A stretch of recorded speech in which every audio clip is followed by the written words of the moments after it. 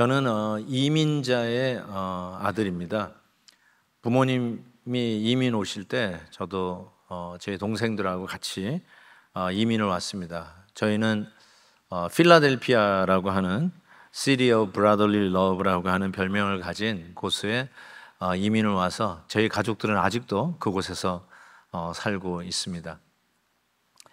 뭐 아시는 분은 아시겠지만 제가 이게 다른 교회 집회를 가면 이 얘기를 좀 해요. 이민자들의 삶을 얘기를 나누기 위해서. 그런데 정작 우리 성도들에게는 우리 목사님이 어떻게 자랐는지 잘 모르시는 분들이 많고, 오히려 다른 교회에서 제 설교하는 얘기를 듣고 아, 목사님 그러셨네요 하는 분들이 많아서 차제 말씀을 좀 드리는 게 좋겠다 이런 생각이 들어서 말씀을 나누는 거 양해하시기 바랍니다. 저희 부모님은 뭐 아시는 분은 아시겠지만 소위 뭐 음악인이세요. 저희 아버님은 성악을 하시고 저희 어머님은 피아노를 하시고, 그래서 전 피아노 밑에서 컸습니다. 그래서 입으로 체르니 하르논을 다 뗐습니다. 그 정도로 너무나도 익숙한 그런 음악적인 배경에서 이렇게 컸고요. 저희 부모님은 평생 성가대에서 섬기셨습니다. 그런데 이민을 오시게 되면서 우리 삼남매를 한국에서 교육하기가 만만치 않다. 그래서 자녀 교육이라고 하는 이름 하에 소위 이 이민을 단행을 하신 것이죠. 그래서 와셔서 하셨던 일이 뭔가 처음으로 오시자마자, 그때는 뭐 달러를 가지고 올 수 있는 시대도 아니기 때문에 오셔서 그냥 취직을 하셔야 되는데 봉제 공장에 두 분이 취직을 하셔서 정말 난생 처음으로 저희 아버지 바느질을 하기 시작을 하고, 저희 어머니는 이제 피스당 돈을 받으면 그는 실력이 늘었다는 거예요. 한 시간에 뭐 10개를 하시면 하는데, 저희 아버님은 몇 년을 하셨어도 피스당 받아보지 못하고 시간당 받으셨다고 그렇게 얘기를 하시더라고요. 그렇게 해서 푼푼히 모아가지고 처음으로 사업을 시작하셨는데 그게 바로 아이스크림 가게예요. 그것도 흑인가에서, 뭐 흑인가라는 게 뭐 차별한다는 뜻은 아닙니다. 양해를 부탁을 드립니다. 어쨌든 조금 이웃이 네이버가 험악한 흑인가에서 아이스크림 가게를 시작을 하셨습니다. 그것도 그 가게를 겨울에 인수를 하셨습니다. 정말 비즈니스의 비자도 모른다고 생각이 드는데 그것도 얼마나 의욕이 크셨겠어요. 우리 자녀들을 위해서 처음으로 시작하는 사업을 하시니까 조그만한 구멍가게라도 아이스크림 가게를 시작하신다니까. 그래서 새벽 6시에 문을 열고 밤 9시에 문을 닫았습니다. 문 닫을 때는 지금도 기억납니다. 그냥 경찰관이 와서 나가는 것을 도와줄 정도로 정말 좀 위험한 곳이기는 했습니다. 하다못해 강도를 2번, 권총 강도 2번을 당했었습니다. 어쨌든 그런 상황 속에서 아이스크림 가게를 하는데 아침 6시에 열어서 밤 9시, 그리고 정리하고 들어와 가지고 그때 저녁을 먹기 시작을 한 후에 가정 예배를 드리고 자는데 밤 10시쯤에 돼야 예배를 드리고 잠을 잘 수 있었습니다. 너무나 피곤해서 아버지에게 건의를 했죠. 아버지, 저도 제 꿈은 아이스크림이었습니다. 그런데 아무리 좋아해도 새벽 6시에 일어나서 아이스크림을 찾지는 않습니다. 조금 시간을 늦추면 어떨까요? 막 그러는데 우리 아버님 늘 하시는 말, 우리는 제2의 유태인이야. 우린 부지런히 해야 돼. 뭐 그러면서 이제 아이스크림 가게를 하게 된 거예요. 그런데 아이스크림 가게를 6시에 문이 열려 있으니까 그 주택가에 있는 가게였잖아요. 그래서 눈 비비고 주민이 일어나서 보니까 가게가 열려 있어요. 새벽 6시에 가서 뭘 찾았을까요? 아이스크림 찾았을까요? 아니면 뭘 찾았을까요? 그렇죠. 커피를 찾는 거예요. 그래서 아버님이 야, 커피를 찾는다. 그래가지고 이렇게 내리는 커피 있잖아요. 이렇게 그거를 이제 딱 해놓고 커피도 파시고, 또 뭘 찾았을까요? 예, 빵하고 우유를 찾는 거예요. 그러니까 있는 게 냉장고잖아요. 아이스크림 가게니까. 그러니까 냉장고에다가 갤런 밀크, 뭐 half 갤런, 쿼터 이런 밀크를 갖다 놓으면서 필요한 부분 또 이렇게 사게끔 했던 거예요. 그런데 11월 말에 인수해가지고 12월 한 달 동안 가게 문을 여는데 하루 매상이 20불을 넘기지를 못하는 거예요. 매상이요. 이윤이 아니라 매상이. 그러다가 이제 12월 31일까지 그렇게 되다 1월 1일이 됐어요. 그러니까 저희 아버님 장로님이시고 어머니 권사님이세요. 그러니까 교회에서 신년 예배를 드리는 거예요. 우리 같이 송구영신 예배가 아니라 새해 첫 시간 하나님 앞에 예배드린 신년 예배가 있었어요. 그때는 공휴일에 다 문을 닫습니다. 요즘은 공휴일에 문을 여는 가게들이 많지만 그때만 해도요, 공휴일이나 주일날 문 여는 가게들이 별로 없었어요. 근데 이제 1월 1일 날 그 가서 예배를 드리더니 아버님이 돌아오시는 길에, 야, 우리 가서 가게 열자. 아니, 좀 쉬는 날인데. 아니야, 열자. 우리는 제2의 유태인이야. 아, 알겠습니다. 그리고 가서 문을 열었어요. 그랬더니 오후만 열었는데, 아니야, 가게 문이 다 닫혀 있는데 이제 손님들이, 주민들이 와가지고 여기만 열려 있네 해서 있는 빵, 우유, 거기다가 가다가 아이스크림 좋아하는 사람은 뭐 커피 한 파인트 이런 식으로 사가는 거예요. 그래가지고 처음으로 매상이 100불을 넘었어요. 저희 아버님 너무 감격해가지고 다들 집합 그래가지고 그날 저녁에 매상 100불 초과 달성 기념 가정 예배를 드렸어요. 그때 엉엉 울면서 드렸습니다. 엉엉 울면서. 그때가 기억이 나요. 그러면서 한번 생각해 보세요. 평생 턱시도 입으시고 지휘하시며 음악인으로의 삶, 그리고 음악 선생님이셨거든요. 그렇게 사시던 분이 미국에 와가지고 저희 우리식으로 얘기하면 팔자에도 없는 봉제 공장에서 발바라 삼천리를 하시지 않나, 아이스크림 가게를 하지 않나. 나중에는요, 그 힘들다는 세탁소까지 하셨어요. 저희 어머님은 하루에 세탁 와이셔츠를 500장 빨았어요. 그리고는 입원하셨어요. 그래서 제가 입원한 어머니한테 가서 이제 안 하셔도 됩니다. 제가 그때 신학교 갓 졸업했을 때군요. 안 하셔도 됩니다. 이렇게 말씀을 드렸던 기억이 납니다. 어쨌든 제 생각에는 왜 이민을 와가지고 이 고생을 하지? 저 이민 갈 때 친구들이 되게 부러워했거든요. 야, 파카 볼펜 쓰는 그 나라에 가는구나. 그러면서 얼마나 부러워했는지 몰라요. 그 노란 연필, 메이드 인 USA, 그거 너무너무 부러워했거든요. 난 이제 그거 쓰는 나라에 간다 해서 부러워했는데 정작 도착했지만 이민 이 미국 땅에서 사는 것은 만만치 않았어요. 저희 부모님을 생각해봐도 그냥 한국에서 사셨으면 훨씬 편하게 사셨을 것 같다라는 생각이 지금도 들어요. 근데 뭐 자녀들 교육하겠다고 그 어려운 이민을 결정하시고 오시게 되고, 실은 그 모든 아픔과 어려움은 고스란히 소위 1.5세라고 하는 우리 자녀들이 다 받게 되었죠. 얼마나 힘들었는지 몰라요. 우리 부모님은 나갔다 하면 이렇게 티켓을 받아가지고 오세요. 왜 이렇게 좀 교통 이렇게 하나, 그러면 그걸 해결한다고 전화를 해야 되는데, 여러분 저도 영어를 배워야 되잖아요. 전화 거는 게 제일 힘듭니다. 그것도 문제 해결하는 영어를 쓴다는 건 쉬운 일이 아니에요. 얼마나 힘들었는지 몰라요. 맨날 이 전화비리 왜 이렇게 많이 나왔냐. 그럼 또 전화를 해야 돼요. 전화비리 왜 이렇게 많이 나오지? 그때는 한국에 통화 한 번 하면은 1분당 뭐 이렇게 막 해가지고 막 몇십 불, 몇백 불 나올 때도 있어요. 그러니까 국제전화 할 수도 없었던 그 당시인데 전화비리 많이 나오니까 깜짝깜짝 놀라죠. 그거 해결한다고 전화해가지고 막 했더니 막 뭐라고 막 한참 제 짧은 영어로 설명했더니 count number 그래서 왜 번호를 세라고 그러나 그래가지고 1, 2, 3, 4, 5 no count number 그래서 거꾸로 세라고 하는구나 10, 9, 8, 7 나중에 알았어요. 번호를 세라는 게 아니라 account number. A가 안 들려요. 여러분 여기서 영어 배우신 분들은 A가 잘 안 들립니다. accommodation. A 들렸어요? 안 들렸어요? 안 들렸으면 아직도 영어가 모자라는 분이에요. 손님들 오시면 호텔을 마련해 드려야 되잖아요. 그걸 accommodation이라고 그래요. 근데 A를 거의 안 들리거든요. 그러니까 어카운트 넘버가 들리겠습니까, 제가? 그런 정말 웃지 못할 그런 어려운 이민 생활 속에서 크면서 저도 그랬어요. 내가 왜 이민 와가지고. 저 3년 동안 굉장히 컴플레인하면서 살았거든요. 내가 한국에 있었으면 대학도 저 좋은 대학 갔었을 것 같다. 이런 생각도 해가면서 내가 왜 여기 와서 이 고생하나. 부모님 나 때문에 왔대. 나 때문에 뭐 하서 왔지? 근데 그렇게 이렇게 이민 생활 하시면서 그걸 한 푼, 두 푼 모아서 제 대학교 등록금을 대셨어요. 그래서 저는요 대학교 때 쉬지를 못했어요.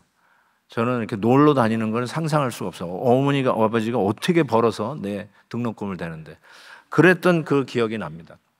지금 생각해 보니까 하나님이 뜻이 있어서 우리 이민자들에게 그 아픔과 어려움을 주시면서 훈련하셨다는 생각이 듭니다. 요즘 이민 오신 분들은 꼭 그렇지는 않은 것 같아요. 그럼에도 불구하고 여전히 이민 생활은 만만치 않습니다. 새로운 환경 속에 언어와 문화의 장벽, 내 생활 전선에서 일단 먹고 살아야 될 거 아니에요. 우리 자녀들을 키워야 될 거 아니에요. 만만치 않은 이 전쟁과 같은 이민 생활. 사사기가 바로 새 땅에 들어가서 일어나는 일들이잖아요. 낯선 땅이에요. 하나님이 몇백 년 전에 여기가 우리에게 준 땅이래 하고 들어온 거 아니에요? 그렇지만 여전히 이민자의 삶이었죠. 하나님께서 그들을 다 몰아내라고 그랬는데 반신반의 아니면 반쪽뿐인 신앙, 그렇게 하겠다고 했지만 여호수아가 죽는 날 임무 완수는 아주 거리가 먼 것이었어요. 그래서 남겨둔 이방 민족이 그대로 있었어요. 같이 사는 것을 보게 됩니다. 그런데 이 이방 민족을 보니까 이방 민족이 나중에 너희의 가시와 올무가 되겠다고 그랬잖아요. 그들을 통해서 우리에게 남겨진 우리의 죄 억보죠. 우리의 죄의 결과죠. 순종하지 못한 결과죠. 그런데 그거를 놓고 하나님께서 뭐라고 그럴까요? 합력하여 서론을 이루시는 하나님의 작전을 다시 합니다. 우리의 죄를 놓고 얘 이놈 하고 그냥 쳐버리시는 게 아니라 우리들이 남겨놓은 이방 민족이지만 그들을 하나님께서 하나님이 원하시는 방법대로 새롭게 쓰시려고 하는 이 가시와 올무라고 부르는 이방 민족의 용도가 변경이 됩니다. 몰아냈어야 할 그들을 남겨두는 우리들의 죄 때문에 그들의 용도가 바뀌어요. 그게 뭐냐? 바로 가시와 올무의 용도 변경인데, 첫 번째로 이렇게 얘기하죠. 시험을 하려고 하는 목적으로 바꿔버리십니다. 테스팅이에요. 테스팅. 실은 누누이 신명기에서부터 광야 백성에게 하나님께서 이 말씀을 하셨어요. 신명기 8장에 보면 내 하나님 여호와께서 이 40년 동안에 내게 광야 길을 걷게 하신 것을 기억하라. 이는 너를 낮추시며 너를 시험하사, 이 보세요, 내 마음이 어떠한지를 알려 하심이라. 이 테스팅을 통해서 뭘 테스팅하냐? 우리 안에 있는 진짜 중심을 알아보기를 원하신다는 거예요. 하나님이 다 알고 계실 것 같은데 그럼에도 불구하고 테스팅을 하신다는 거예요. 하나님은 원래 시험 제출자예요. 시험을 출제하는 자세요. 하나님은 본능적으로 우리에게 시험을 출제하십니다. 여기 계신 분, 그 어느 분에게도 이 시험을 면제하신 적이 없어요. 저를 위시로 해서 여기 한 분 한 분 계신 분은 하나님이 출제하시는 그 시험을 맞닥뜨려야 하십니다. 반드시요. 웨이브 없어요. 면제 없어요. 반드시 이 시험을 받으셔야 되고, 그리고 받는 게 중요한 게 아니라 통과하셔야 돼요. 시험을 패스하셔야 돼요. 창세기 22장에 보면 아브라함, 믿음의 조상 아브라함도 시험을 받았어요. 보세요. 하나님이 아브라함을 시험하시려고, 테스팅. 하나님께서 아브라함을 시험하십니다. 여러분도 아실 거예요. 무엇으로 시험했는지. 100세에 낳은 아들, 그 아들 이삭을 바치라 라고 하는 시험 문제를 출제하십니다. 자, 이것을 통해서 여러분이 아셔야 될 것이 있어요. 여러분이 내가 언제 하나님한테 시험 문제를 받았을까 생각하실 때 말이 안 되는 상황이 있다면 하나님이 시험을 여러분에게 출제했다라고 생각하셔도 거의 안 틀릴 것 같아요. 하나님은 말이 안 되는 시험 문제를 우리에게 출제하십니다. 왜 말이 안 될까요? 100세에 낳은 아들을 왜 바쳐요? 그리고 하나님은 사람, human sacrifice를 원치 않으세요. 성경에 적혀 있어요. 이방 신이나 하는 게 human sacrifice. 여러분 가끔 고고학자들에 의해서 발표되는 거 볼 때 산 사람을 산채로 매장을 해가지고 왕이 죽었을 때 같이 묻어버리는 거 많이 발견하시지 않아요? 이거는 이방, 이 사이비들이나 하는 거예요. 하나님은 그거 혐오한다라고 성경에 적고 있어요. 그런데 정작 하나님께서 내가 100세에 낳은 그 아들을 바치라고 그랬어요. unthinkable. 이해가 안 되는 것이죠. 어떻게 이렇게 이해 안 되는 일을 하나님이 나한테 요구하죠. 그러니까 아브라함은 그때 프로세스를 시작해야 돼요. 프로세스. 생각을 해야 될 거 아니에요. 아니, 하나님이 이런 하나님이 아니신데, 여태까지 하나님이 나에게 대하시는 하나님이 이런 하나님이 아니, 이거를 생각하셔야 된다는 거예요. 그러면서 아브라함은 결론에 이르죠.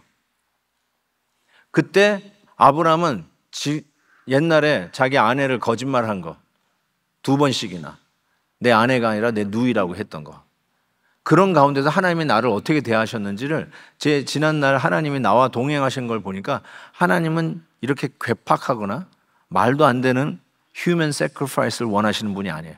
그래서 프로세스를 하는 동안에 이게 하나님의 시험 문제를 나한테 주신 거구나, 이걸 패스해야 되는데, 이 프로세스를 통해서 그가 나중에 생각하죠.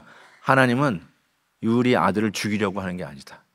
하나님께서 설사 이 아이를 바쳤어도 그 순간에 부활시켜서 다시 살아나게 하셔서 나에게 주실 것이라고 믿는다.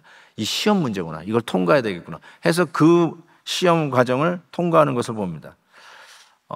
실은 하박국 선지자가 이런 비슷한 하나님의 시험을 받았어요. 하박국 선지자에서의 질문은, 왜 하나님께서 믿지 않는 저 바벨론 갈대아 사람을 통해서, 쉽게 얘기해서 더 악하고 하나님을 더 모른다고 이야기하는 저 백성을 통해서 하나님을 믿는 우리 이스라엘 백성들을 경계하시고 훈련시키느냐, 이게 자기 이해가 안 되는 거예요. 우리보다 더 거룩하고 더 의로운 민족을 택해서 이스라엘 민족을 훈련시킨다면은 understandable, 이해가 돼요. 그런데 우리보다 더 못했고 우리보다 더 형편없고 믿음이 없다고 하기는커녕 다른 우상이나 섬기고 있는 저 바벨론 민족을 통해서 왜 하나님의 백성을 이렇게 어렵고 힘들게 하냐는 거예요. 그게 하박국 선지자의 의문이었어요. 하나님, 이게 어찌된 일입니까? 라는 것이죠. 정말로 이런 상황 속에서 우리가 하나님의 시험 문제를 받아들일 때가 참 많이 있어요. 믿는 것 때문에 손해보고, 교회 가는 것 때문에 손해보고, 내가 예수 그리스도를 나의 주 나의 하나님으로 섬기는 것 때문에 이상하게 옛날에는 걱정도 안 했던 것이 더 꼬이는 일이 우리 가운데 있지는 않나요? 제가 어느 유튜브 영상에서 목사님 설교를 듣는데, 이 목사님이 하는 간증을 듣는데 이렇게 심쿵하더라고요. 이런 얘기였어요. 어느 분이 전화가 온 거예요, 이 목사님한테. 봤더니, 선생님 차를 제가 살짝 긁은 것 같습니다. 내려와 보시죠. 그래가지고 이제 목사님 내려가 봤더니 살짝 긁힌 게 아니라 왕창 긁었더라고요. 그러셨군요. 그러면서 이제 보험에다 이제 클레임 하시죠. 그래가지고 이제 보험회사 이제 클레임하고, 그 다음에 오토샵에 가가지고 바디샵에 가서 고쳐야 되니까 갖다 놨더니 이게 많이 망가져가지고 한 2주 걸릴 거라는 거예요.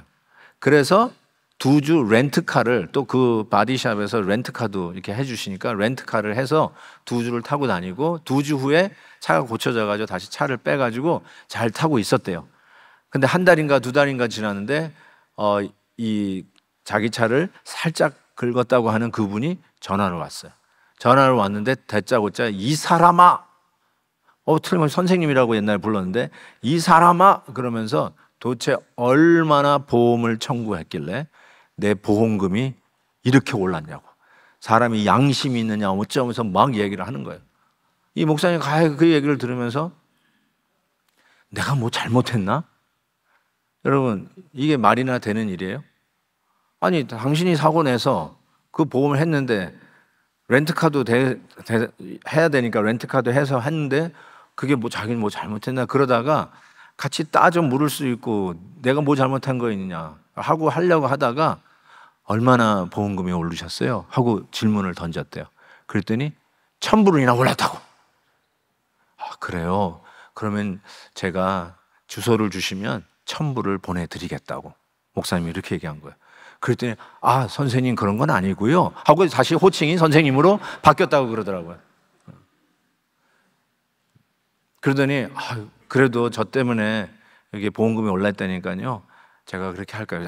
괜찮다. 그럼 반이라도 낼까요? 그랬더니 바로 주소를 보내주시더라고 하는 거예요. 그래서 주소를 받아가지고 500불을 보냈다고 하는 이야기를 들었어요. 근데 제가 감동이 되는 거예요. 그게 내가 내 입장이었으면 어떻게 할까? 난 그게 당연히 내 권리다. 내가 할 수 있는 걸 한 것뿐이고 잘못은 당신이 다 한 건데 뭐 같이 쌍방에 부딪힌 것도 아니고 몸짱에 서 있는 차를 당신이 긁어가지고 이렇게 된 거니까 뭐 무빙 바이올레이션도 아니고 뭐 싸울 일도 아니고 그럼에도 불구하고 이 목사님 생각한 거죠. 악을 악으로 대하지 아니하고 악을 선으로 갚은 것이죠. 500불에 이 믿음의 캐릭터, 믿음의 인테그리티를 팔아버리면서 같이 싸우지 않은 것이죠. 500불에 어쩌면 그 사람의 영혼을 산 것이라고도 할 수 있어요. 파이널 스토리는 없었어요. 그때 그 사람이 알고 보니까 그 사람이 목사님인 걸 알고는 그 교회 다니기 시작하였더라. 이렇게 끝나면 얼마나 좋겠어요? 그 얘기는 없어요. 그 얘기는 없지만 저는 이 말씀을, 이 목사님 얘기를 들으면서 맞다. 어쩌면 우리 신앙인이 이런 것이다. 아니, 우리들이 잘못한 거 없는데 잘못한 사람은 저쪽인데 그 사람 때문에 내가 욕을 먹고 그 사람 때문에 이상한 이런 역공을 당하는 거예요. 그때 어떻게 하냐는 거죠. 생각이 안 돼요. 아니, 100세에 난 아들을 왜 바쳐? 아니, 왜 나보다 더 못되고 저 악한 민족을 들어서 우리 선한 민족, 하나님을 믿는 이 민족을 더 괴롭히셔? unthinkable. 말이 안 되는데 그때 하나님이 뭐예요? 테스팅. 우리의 마음이 하나님 앞에 있는지 테스팅하는 기회라는 거예요. 테스팅. 여러분, 악을 악으로 갚지 마세요. 내 권리니까 나도 빡빡 우기면서 내 권리 찾겠다 그러지 마시고요. 정말 이 목사님처럼 내가 그 올라간 인슈런스 제가 될까요? 여러분, 이 순간에 악을 선으로 이기는 순간 아니겠어요? 와, 난 그 순간에 뭔가 뻥 뚫리는 것 같아요. 야, 이게 믿음이구나. 이런 거지. 당연하지. 사랑하는 성도 여러분, 상상을 이해가 안 되는 상황에 여러분이 놓여 있다고요? 하나님이 여러분이 마음이 어디에 있는지 테스팅하는 거예요. 하나님 믿는 것 따르고 내가 세상 살아가는 노하우 따루. 야, 믿음 가지고 살다가는 우리 쫄딱 망해. 이게 아니라 오늘도 우리 배운 믿음대로 악을 악으로 갚지 않냐고 선으로 갚는 게 이게 믿음이다. 배웠으면 이런 구체적인 상황에서 이해가 안 되는 역공을 당할 때 믿음으로 대처하는 모습. 저는 이것이 하나님께서 왜 이 사사기에 사사시대에 이스라엘 백성들에게 자기네들의 죄 때문이거든요. 실은 그 남겨놓은 가시와 올무를 왜 놔두셨을까? 우리의 마음이 어디에 있는지를 테스팅하는 기회로 삼는 것이죠. 두 번째는요, 이렇게 얘기해서 전쟁을 가르쳐 주기 위함이라고 그랬어요. 왜 이 가시와 올무를 놔뒀는가? 전쟁을 가르쳐 주기 때문이다. 2절을 보시면 이스라엘 자손의 세대 중에 아직 전쟁을 알지 못하는 자들에게 그것을, 전쟁을 가르쳐 주기 위해서 이방 민족을 하나님이 용도 변경, 가시와 올무가 되는 이 이방 민족의 용도를 변경하셨다라고 했어요. 4절에 보면 이렇게 되어 있어요. 남겨두신 이 이방 민족들로 이스라엘을 시험하사 여호와께서 모세를 통해서 그들의 조상에게 이르신 명령들을 순종하는지 알고자 하였더라. 아하, 이것은 전쟁을 모르는 세대에게 전쟁을 가르쳐 주려고 하는 이유는 손자병법을 가르쳐 주려고 하는 게 아니라 뭐예요? 순종하는 것을 가르쳐 주기 위함이다 라고 적고 있어요. 그러니까 이것은 순종의 테스팅이다 이렇게 말씀드릴 수 있을 것 같아요. 순종 테스트. 가나안 땅을 하나님께서 주시기로 약속한 땅이에요. 근데 우리가 가서 차지해야 되잖아요. We have to go in and conquer, right? 그런데 이걸 어떻게 conquer, 어떻게 차지하느냐? 순종이에요, 순종. 순종의 시험을 패스하지 못하면 약속한 땅을 차지 못합니다. 그거를 정확하게 교훈하신 게 여리고성이에요. 여리고성이야말로 가나안 땅 초입에 요단강을 넘어서 처음으로 맞닥뜨린 성이 여리고성이에요. 이제 가나안 정복의 시작을 알리는 거예요. 어떻게 이 땅을 차지할 것인가? 하나님께서 이 여리고성을 통해서 가르쳐 주신 게 있어요. 어떤 멋진 군사 전략으로 저 난공불락의 여리고성을 허물 것인가? 작전 넘버 1, 작전 넘버 2 하면서 가르쳐 주신 게 아니에요. 작전 한번 들어보실래요? 여호수아 8장에 보니까 이렇게 돼 있어요. 여호수아가 백성에게 명령하여 이르되 너희는 외치지 말며 너희 음성을 들리게 하지 말며 너희 입에서 아무 말도 내지 말라. Be quiet. 그게 작전 명령 넘버 1이었어요. 그리고 내가 너희에게 명령하여 외치라 하는 날에 외칠지니라 하고 11절에 여호와의 교회가 그 성을 여리고 성을 한 번 돌게 하고 그들이 진영으로 돌아와서는 진영에서 뭐 한다? 자니라. 저는 이것이 여리고성 함락 작전이었어요. You be quiet and go to sleep. That's it. You be quiet, go to sleep. 여러분, 여리고성은 장정이 그냥 한 사람이 돌면 한 3시간이면 돌 수 있습니다. 한 바퀴. 그런데 한 몇 명이 돌았을까요? 뭐 전 출애굽 백성이 요단강을 건넌 이스라엘 백성이 다 건넜다면은 뭐 200만을 좋게 가늠할 수 있지만 싸울 수 있는 사람만 생각해도 한 60만. 아니 그것도 아주 정예의 부담만 해도 몇 만이 돌았다고 합시다. 그 줄을 세워서 돌게 하면 시간이 꽤 걸리겠죠. 그래 반나절은 걸렸을 것 같아요. 반나절 걸렸다는 말은 돌고 왔어도 해가 떠 있단 말이죠. 그런데 가서 자 이제는. Be quiet and go to sleep. 저는 이것이 뭘 테스팅하는 걸까요? 여기서 무슨 말을 할까요? 야 미쳤냐? 무슨 소리를 하고 있는 거야? 지금 여호수아 장군이 완전히 갔네. 정신이 갔어. 지금 우리가 무기를 만들고 칼을 갈고 해도 시원치 않은데 뭐 그냥 아무 말도 안 하고 돌아? 그리고 가서 자? 이게 말이나 돼. 이 말 안 할 사람이 어디 있어요? 나라도 하겠다. 그렇죠? 무슨 이런 작전이 다 있어요. 그런데 하나님께서 Be quiet, go to sleep. 말하지 마. 말하기 힘들 말하는 게 말 안 하는 게 힘들면 가서 자. 좀 주무세요. 자. 컴플레인 하지 말고 주무세요. 하나님께서 그거를 왜 이런 시험 문제를 내셨을까요? 순종하는지 안 하는지를 보는 거죠. 내 생각에, 내 합리적인 사고 판단에 이게 말이 안 되잖아요. 얼마든지 누구든지 그 얘기 할 수 있는 바로 그 상황에 Be quiet, go to sleep. 뭘 훈련하는 거예요? 순종의 테스트죠. 순종의. 하나님께서 우리에게 바로 이 순종의 테스트를 하면서 전쟁이 모르는 세대에게 전쟁을 가르쳐 준다. 저는 61년생이에요. 그렇기 때문에 6.25가 50에 일어났고 53에 끝났잖아요. 그러니까 전쟁을 저는 몰라요. 저는 전쟁에 참여해 본 적이 없어요. 그러니까 저는 전쟁을 모르는 세대라고 할 수 있을 거예요. 당연히 우리 다음 세대도 전쟁을 모르죠. 여기 연세 드신 분들은 6.25 사변 때 기억나시죠? 1.4 후퇴 때 기억나시는 분들 많을걸요. 제 친구 목사님이 계세요. 나보다 2살 아래신데도 저랑 같이 이렇게 공부하면서 함께 사역을 해서 아주 절친인데 우리 교회도 한번 오셔서 설교하셨어요. 근데 이제 그분이 나한테 하는 말이 자기가 제일 듣기 싫은 말이 있대요. 그게 뭐냐 했더니 아버지가 나 6.25 때 말이야 하면서 시작할 때 제일 싫대요. 맨날 뭐 하다 보면 나 6.25 때 하면서 나오는데 그 얘기가 그렇게 듣기 싫더래요.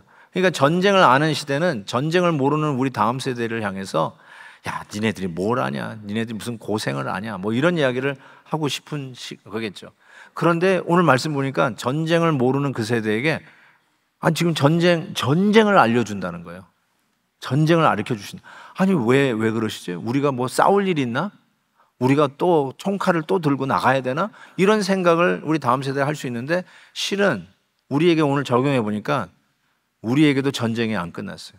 오늘도 우리가 맞닥뜨려야 할 영적 전쟁이 우리 앞에 살벌하게 벌어지고 있는 것을 보게 됩니다. 제가 다니엘 기도에 가서 설교를 했던 것을 여러 성도님들이 봤다고 저에게 얘기하십니다. 제가 그때 한 설교가 아브라함이 통과한 오직이라고 하는 시험에 대해서 제가 이야기를 했었어요. 아브라함이 시험을 받았잖아요. 하나님이 출제한 실문은 네 백세에 난 아들을 바치라고 했는데 자세히 읽어보시면 너의 only son, 너의 독자를 내게 바치라 이렇게 얘기했어요. 실은 엄밀하게 따져보면 아브라함에게는 이스마엘이라고 하는 또 다른 아들이 있었어요. 그러니까 이삭은 독자라고 이야기할 수 없어요. 그런데 하나님께서 뭐라고 했냐면 네 독자를 내놔 그랬어요. 그러니까 하나님께서는 뭐 괴팍해서 정신이 이상해지셔가지고 갑자기 human sacrifice를 한번 해봐 이런 게 아니라 실은 네 안에 도사리고 있는 독자 only son 그거 내놓으라는 거야. 우리도 모르게 잘 살고 있는데 이제는 이민 와가지고 그 고생하면서 이제는 좀 살만한데 이제는 다음 렌트비 걱정할 필요 없이 살고 있는데 등 따시고 배불러졌는데 나도 모르게 어느 날 어느 순간에 comfort, 안락이라고 하는 우상이 쑥 들어와 있어요. 나를 불편하기만 해봐. 사사기 시대를 얘기하면 내 소견에 옳은 대로 행하는 것. 내 생각에 이게 맞아. 이게 맞아, 이게. 왜 이런 얘기 하는 거야? 내 뜻을 관철하기 위해서, 내가 하는 대로 하기 위해서, 내 뜻대로, 내 소견에 옳은 대로 행하는 거. 그게 내 우상에 대해 쑥 들어왔어요. 그거 내놓으라는 거예요. 하나님께서 옥리선 내놔, 그거야. 나도 모르게 이제 전쟁을 끝내고 평안이 왔다라고 생각하는 순간에 나에게는 옥리선이 들어와 있어요. 이거 없으면 난 죽어. 난 이것 때문에 살아. 내 이거 건드리기만 해봐 다 죽을 줄 알아? 이런 마음으로 사는 거예요. 그게 뭘까요? Your only son. 그 오직 내놓으라고 제가 설교를 했던 기억이 납니다. 여러분에게 only son은 뭘까요? 사사기 시대에 얘기하는 내 소견에 옳은 대로 행하는, 여러분 나름대로 내 소견에 옳은 게 도대체 뭐냐는 것이죠. 하나님께서 그래 오라, 네가 생각이 오라, 근데 내려놔, 이거예요. 내려놓으라는 거예요. only son 내려놓으라는 거예요. 순종의 테스팅에서 페일하면 하나님이 주시겠다고 하는 이 가나안 땅을 차지할 수가 없는 거예요. 여리고성을 점령하는데 순종의 테스팅이었다고 말씀드렸잖아요. 말 같지도 않은 거잖아요. 얼마든지 컴플레인 할 수 있잖아요. 이거는 이렇게 해서 가지고는 저 여리고성 점령 못합니다. 이렇게 해야 됩니다. 저렇게 해야 됩니다. 제가요 짬밥이 군대 생활 20년을 했습니다. 이렇게 얘기할 수도 있잖아요. 그럼에도 불구하고 내려놓으라는 거예요. 그냥 be quiet, 자. 이게 하나님의 작전이었어요. Be quiet and go to sleep. 순종의 테스트예요. 여러분도 그 순종의 테스트를 패스한 적 있는지요? 조금 하다 보면 순종의 테스팅에 다 걸려요. 그래서 차지하라고 약속해 주신 가나안 땅을 여전히 차지하지 못하고 끊임없이 일어나고 있는 이 전쟁에 패하는 것을 보게 돼요. 그래서 하나님께서 전쟁을 모르는 세대, 여전히 우리 앞에 이 전쟁이 있다, 우리가 싸워서 점령해야 된다는 것을 가르쳐 준다는 거예요. 전쟁을 하라는 게 아니라 전쟁이 있다는 걸 가르쳐 준 거예요. 싸워 이겨야 된다는 거예요. 이제는 다 점령을 했다? 아니라는 거예요. 내 안에 only son, 이거 아니면 죽는다고 하는 사사기 말대로 내 소견에 옳은 대로 행하는 이게 딱 자리를 잡고 있다는 것이죠.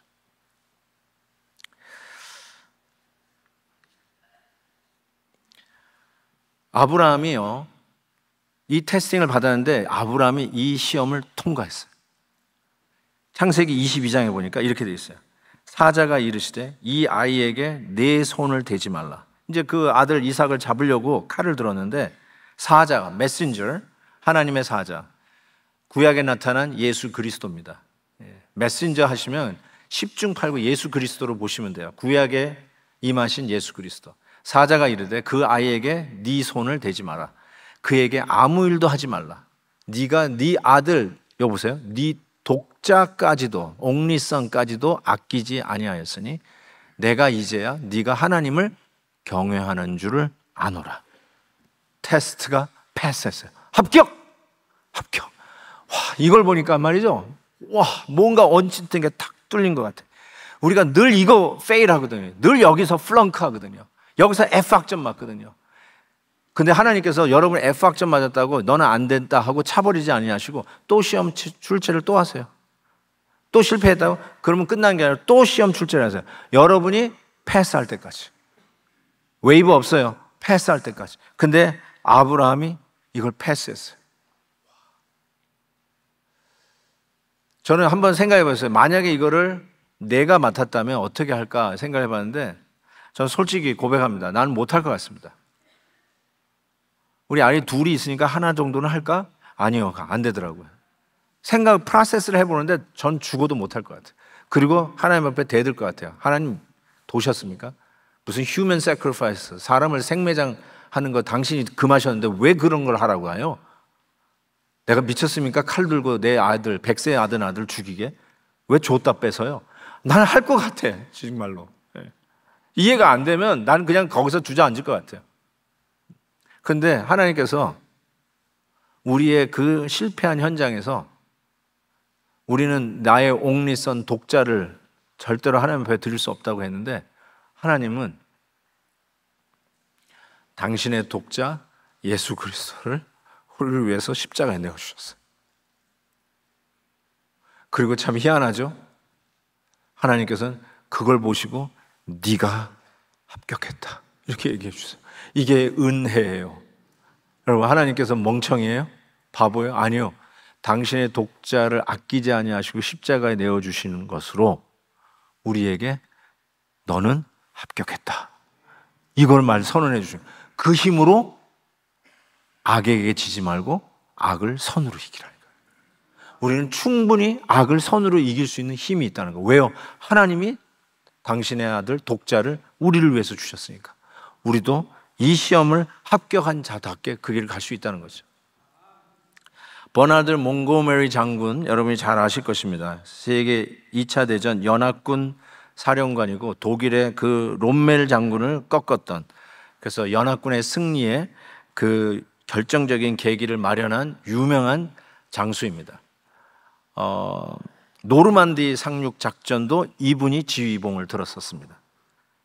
이 몽고메리 장군이 근데 더 기억에 남는 것은 전쟁의 역사라고 하는 방대한 책을 쓰셨습니다. 저는 다 읽지는 못했지만 이순신 장군에 대해서도 이분이 평가를 했고 토요토미 히데요시에 대해서도 평가를 했어요.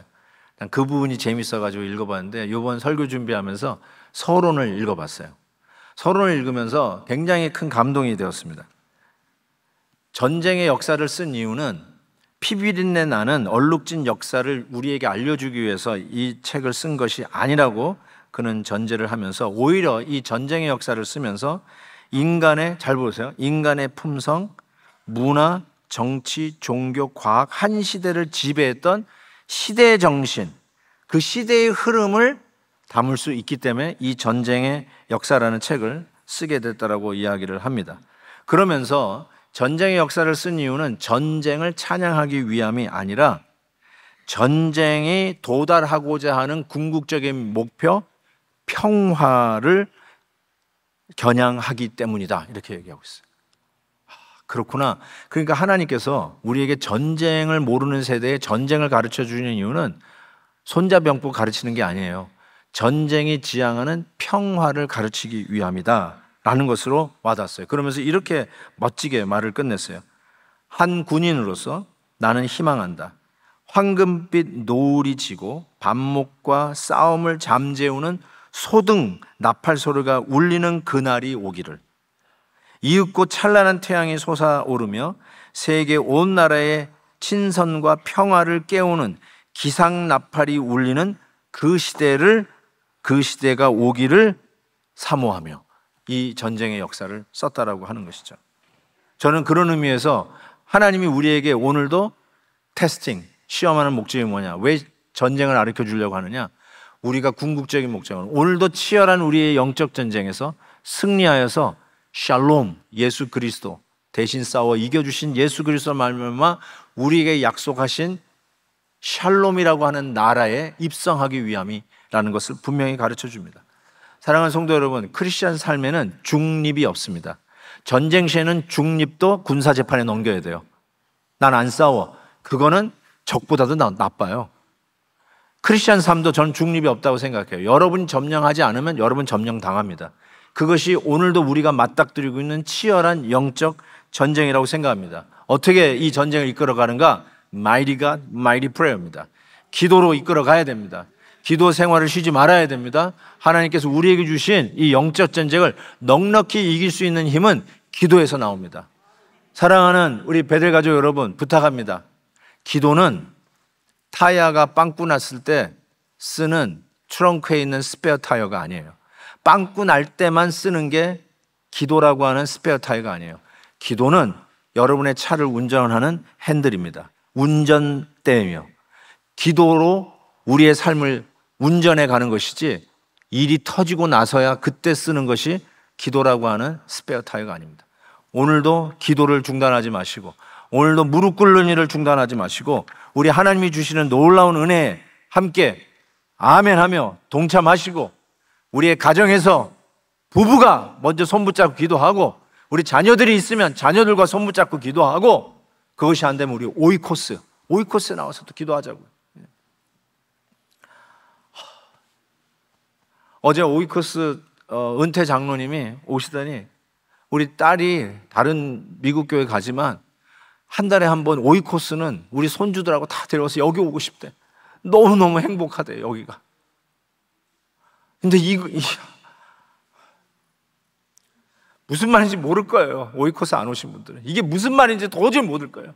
우리 다음 세대가 기도하지 않는 세대로 역사의 뒤안길로 사라진다면 그게 무슨 우리가 교회 이와 같이 하나님 앞에 나와 예배드리는 의미가 뭐가 있을까 싶어요. 우리 다음 세대가 믿음으로 일어나야 된다니까요. 저는 분명히 믿습니다. 우리 어제도 지금 시간이 지나가지만 니카라구아 단기 선교팀의 그 보고가 있었잖아요. 여기 SNA 얼바인 공항에서 떠나기 때문에 우리가 굉장히 좀 릴렉스해 있어요. 그런데 기내 뭐 이상한 문제가 있어가지고 연기돼가지고 지금 빨리 가야 되는데 13명의 팀원들이 다 쪼개져서 가는 거예요. 아무리 해도 그때 메모리얼 데이 위켄이었잖아요. 뭐 비행기가 다 나오질 않는 거예요.